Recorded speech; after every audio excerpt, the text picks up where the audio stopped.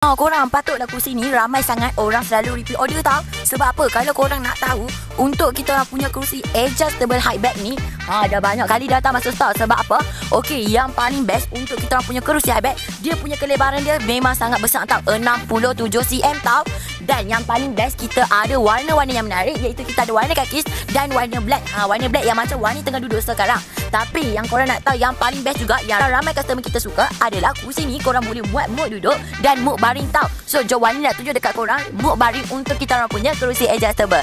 Sebab tu lah kita orang panggil kursi adjustable high back, sebab dia boleh adjust dekat bahagian kaki. Dia ada 3 level ketinggian. So yang ni adalah mood duduk. Mood yang kedua dia half, yang ketiga dia terus baring tau. So jom Wani tunjuk untuk mood yang boleh baring terus. Ni adalah level yang ketiga. So korang adjust bahagian kiri dan bahagian kanan. Ni adalah mood baring untuk kita punya kursi adjustable tau. Nampak macam Wani tengah baring ni.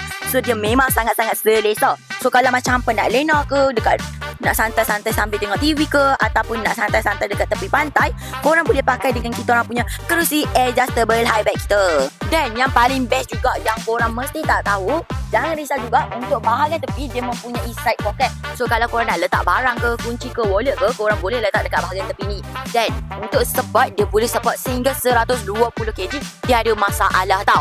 Sebab apa? Untuk kita orang punya kerusi adjustable high back, dia punya material jenis Oxford fabric lah. Material dia memang tebal lah. So kalau awak duduk pun jangan risau tau. So kalau korang tanya macam mana nak dapatkan dengan kita orang punya kursi adjustable high back ni, korang boleh dapatkan sekarang dekat beg kuning tau. Satu Wani letak beg kuning, dan korang boleh grab sekarang sebab sekarang tengah dapat harga murah tau. Dan kita ada juga buat promotion.